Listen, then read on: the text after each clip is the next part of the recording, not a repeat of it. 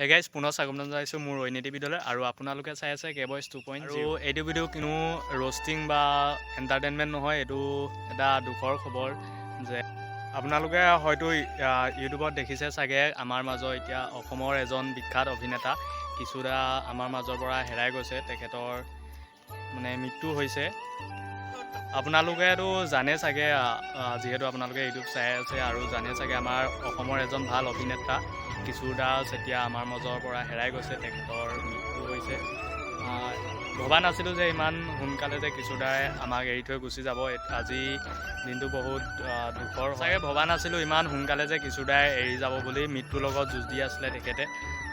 কিশোৰ দা য'তে আছে তেখেতৰ আত্মাই যেন শান্তি পায়, তাকে কামনা কৰোঁ। কিশোৰ দা আত্মা য'ত আছে শান্তিকে থাকক।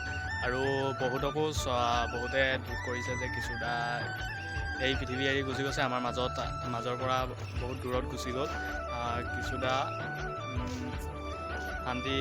আত্মাই যেন শান্তি পায় কিশোৰ দাৰ, তাকে কামনা কৰিলোঁ।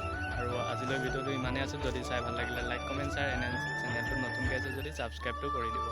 বাই।